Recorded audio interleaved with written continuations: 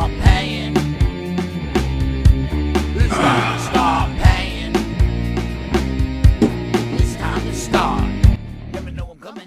Always on the run. Running 'cause the Grinch don't play.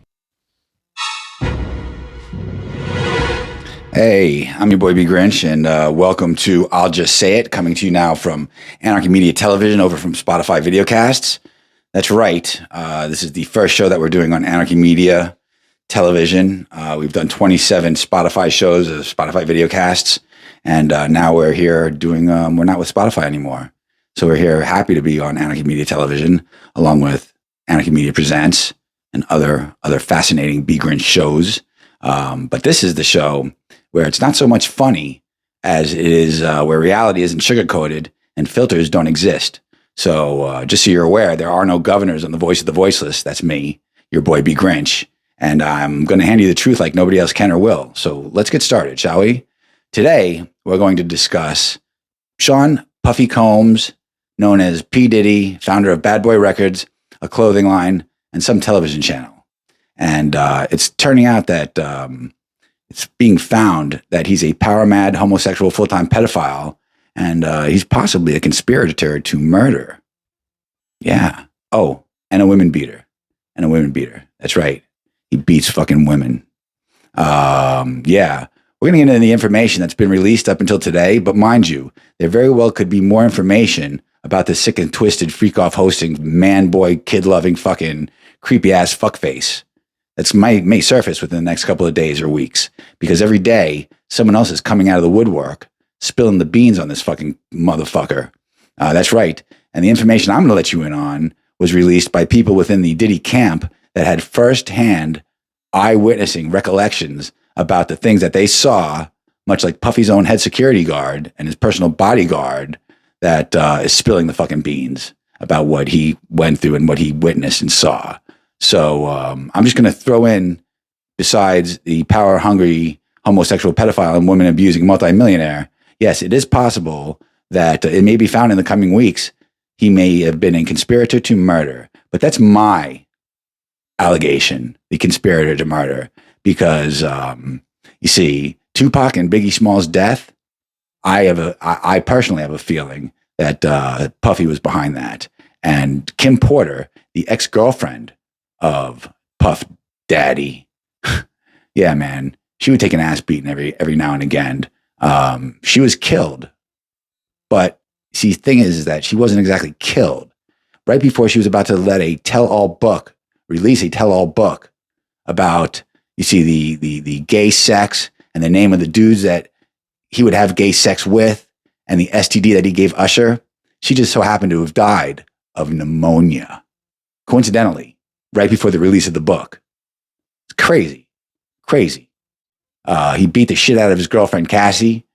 Kim Porter, as a matter of fact, got her nose broken so badly, in fact, that he didn't want her being seen in public around the States. So he sent her to Hawaii. That's right. He busted her fucking nose and face so badly that he had her see a plastic surgeon in Hawaii, had her hang out there until she healed, and then come back here like nothing happened. That's just fucked up. Yeah, so he comes out with an apology about beating up his girlfriend, Cassie, like that's going to fix everything and that's going to make everything okay. Little tears, some crocodile tears or alligator tears, whatever you call them, and that makes everything okay. The thing is that it's not okay. It's not fucking okay. Okay? It's not okay at all. And the things that we're going to get in today are not okay. They're not fucking cool. I mean, look, if you're homosexual and you want to suck some dude's dick or fuck some dude in the ass, or take a cock in the ass, hey man, all the power to you. That's fucking cool, dude. I got no problem with that. You know what I mean? Each to their own. If that's what you're into, fucking do it, dude. Have fun.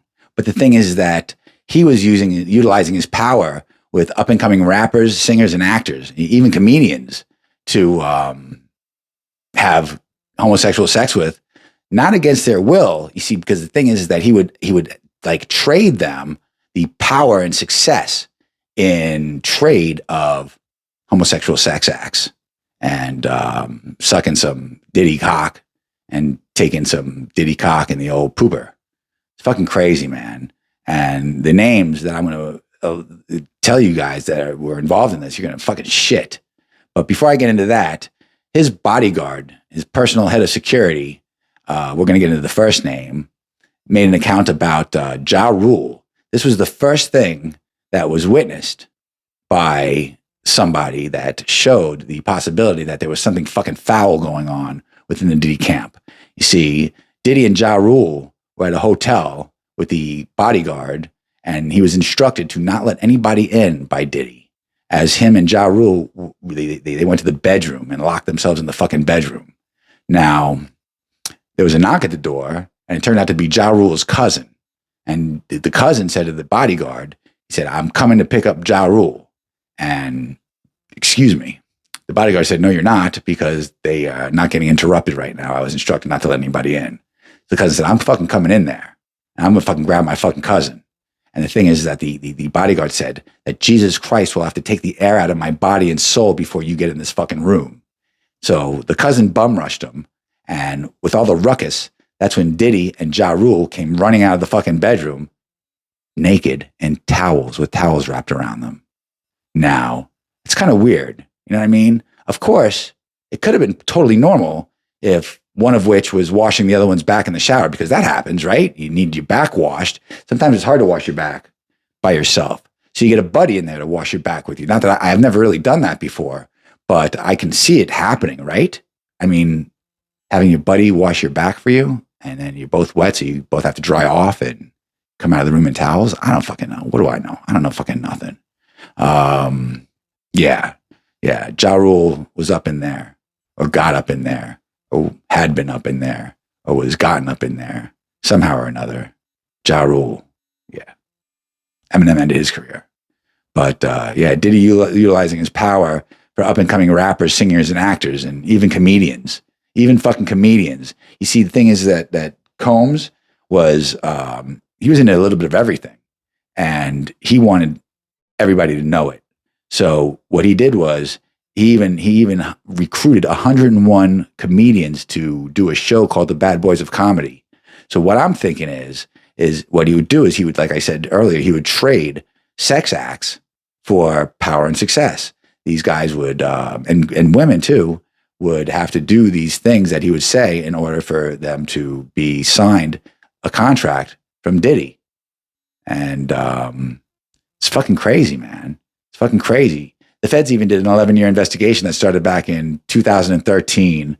And the craziness that was involved in all of this is just fucking, it's weird. It's weird. Kevin Hart and Usher and a couple others, big name celebrities, were participants in the Diddy camp that would join these parties called freak-off parties, where there was gay sex, there was sex, drugs, and underage boys and girls that are all participating in these parties that Diddy would host. Jamie Foxx even asked Diddy on video, "You spent $1.5 million on this fucking party?" You see, because Diddy wouldn't spare any expenses to throw a fucking wild freak-off party. That's what they were called. They were called the freak-off parties. And the crazy thing is, and check this out. This is fucking crazy. You're gonna like this. I have a feeling, because black people aren't particularly known for their crazy antics, much like white people are. Black people are known for committing crimes and holding people up at gunpoint and whatnot. Not that white people aren't, but primarily you're seeing in the media, that blacks are committing crimes and whatnot. But it's the white people that are serial killers and do the real fucked up school shootings and shit like that. You don't really see that happening with black people. You know what I mean? So they're both sides of the fucking spectrum, one side to the other. But the thing is that everybody that had to do with these freak out parties and within the Diddy camp, they were all black. All this homosexual, ritualistic, drug use and pedophilia. There wasn't really any white people involved. They're all black. They're all black dudes and black chicks, and except for Justin Bieber. But you see, Bieber wasn't exactly or necessarily a volunteering participant. He was 15 when he was picked up by Usher and Diddy. And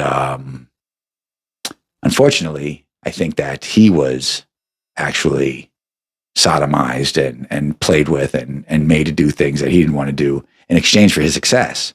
But at 15, there's a video of Diddy and Beaver walking through a car collection of Diddy's, where Diddy promises him on his 16th birthday, he's going to give him one of these $250,000 sports cars. And on his 18th birthday, he's promising Beaver a mansion. And Beaver's all up in that shit. He's like, fuck yeah, dude, I'm fucking down. Let's do this shit. The thing is that he had to do other shit that he found out afterwards. A couple of years later, after Beaver had made it and he was separated from Diddy because he had his own people now, him and Diddy are revisited together on tape, and Beaver's not acting the same. He wasn't very enthused to see Diddy, and Diddy even questioned him, dude, why are you acting different? What's going on? Why are you acting different? Well, you could kind of see in his face, in Beaver's face, it's like, dude, you fucked my 15-year-old ass and came in my 15-year-old face, bro. Why do you think I'm acting different? I wasn't into it. You know what I'm saying? You made me do this shit. But I don't know. I don't know. I don't know. Beaver hasn't come out and said it, but it's kind of the idea you get when you see these fucking videos and you know that he's into fucking kids, because he is into kids. I'll get into that in a little bit. The Crisscross. Do you remember the band Crisscross? They were in the 90s, the early 90s. They were the rap duo of 13 and 14-year-old, two black kids that would wear their fucking pants backwards and they sing that song. Everybody jump, jump, jump. Right. Well, at 11 and 12 years old, they were in an arcade playing video games. They weren't rappers. They were just fucking two kids, 11 and 12-year-old kids playing a fucking video game. And Jay Dupree, fucking one of Puffy's boys, went up to them and asked them, hey, you guys want to be rap superstars? They're like, what are you talking about? He's like, if you come with me, I'll make you guys rap fucking superstars. They're like, okay. The next year, they blew up. They were blown up on MTV and the radio as Crisscross. And the thing is that what they went through was fucking crazy. Drove one of them to excessive drug use, led to his death after encountering situations like being pimped out by Diddy to many people, including Jada Pinkett Smith. That's right. That bitch is fucking weird, bro. She's a scumbag. And you got to think about Will Smith too, what the fuck he had to do with this. But he hasn't been mentioned really in any of the fucking accounts that I've watched. And I've watched a bunch of videos on this shit over the last couple of days. And but Jada Pinkett Smith, she would attend these freak off parties along with Kevin Hart, Jamie Foxx, Usher, other huge names in the industry that include fucking sex, drugs, and underage boys and girls. So that was a little fucking weird, you know. Nick Cannon, he was also recruited at an early age by Diddy, probably made to do fucking crazy shit in exchange for his fucking his success. And yeah, it's crazy. America's Got Talent. Well, he doesn't really have much talent, but he probably got a nice ass to a homosexual. What the fuck do I know? I don't know. I have no idea. Maybe his head giving skills are fucking on point. What do I know? I don't know anything. Although, you know, Chris Brown. All right, so Chris Brown turned down Diddy because he wasn't going to have any part of that shit. He ended up making it on his own without Diddy. And even Cat Williams. Cat Williams is spilling the beans. You know, Cat Williams was offered $50 million by Diddy 4 different times to be recruited by Diddy's camp. And he turned it down all 4 times. $50 million, 4 different times. He turned it down because he knew what the fuck was going on in the Diddy camp. He didn't want to have any fucking part of it. Now, Cat Williams is a pretty cool motherfucker, dude. He tells it like it is. He don't fucking sugarcoat either. He's coming out and he's spilling the fucking beans about what he knows. And it's fucking pretty crazy shit, man. It's some crazy, crazy shit. Diddy also had the Puffy Flavor Camp, where parents would sign over their kids to Diddy for an extended period of time while they lived with Diddy in his fucking mansion alone, while he showed them and mentored them on what it was like to live the lifestyle of the rich and famous and to be a rap superstar. These fucking parents didn't even know who the fuck Diddy was, man, other than some rich guy that was a fucking music mogul. And they would sign their kids over, and their kids would not come back the same. They wouldn't come back the same. Oh, they might have been successful in the future leading up to their success. But I'll tell you what, they would never be the same as far as who they were before they went to the flavor camp. It's just crazy shit, man. It's crazy shit. The freak off parties that he would have, like I said, included people like Usher and Jamie Foxx and Kevin Hart and other huge names in the industry that, like I said, included drug, sex, and underage boys and girls. Fucking craziness, the absolute craziness. Did you guys know that Puff Daddy gave Usher an STD? I believe it was herpes. I believe Usher was sued by giving it to some chick that he didn't disclose he had fucking herpes. And it's just a fucking mess. Right now, it's a fucking mess. And Diddy's fucked. He's fucked. And that's just about all the information that I have right now. There's a lot of shit going on. If you tune into YouTube, press in fucking in your search engine, P. Diddy, what the fuck is going on with P. Diddy? You'll hear everything I just talked about. First-hand accounts through eyewitnesses that everything that I'm saying here is fucking absolutely 100% the truth. And I'm just telling you like it is, man. You know what I mean? So he's a bad boy. All right. He's a fucking bad boy. In the coming days and weeks, as new information surfaces, I will be more than happy to let you know, because let's face it, I'll just say it, but you won't, because you don't have the balls to. You know what I mean? I'll tell you that I fucking jerk off all over myself. I don't give a fuck, because I do. I do. You do too. You people that tell you I have no filter, you fucking do, dude. You ain't like me. You're not like me. You ain't saying shit. You do have filters. You do have governors. See, I don't. I don't give a fuck. I play career suicide every time I come on the air. Every time my face is seen on video or an audio cast, I'm playing career suicide, because I'll just say the shit that needs to be said. I don't hide nothing. Nothing fucking hide. Anyway, that's the show for right now.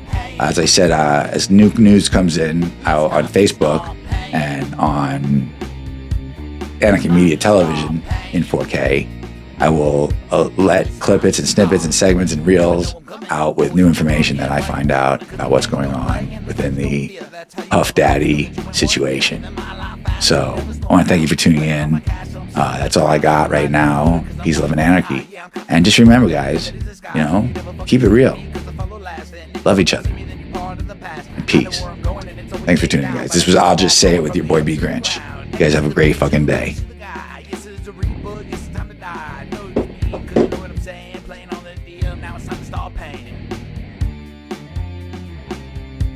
It's time to stop paying.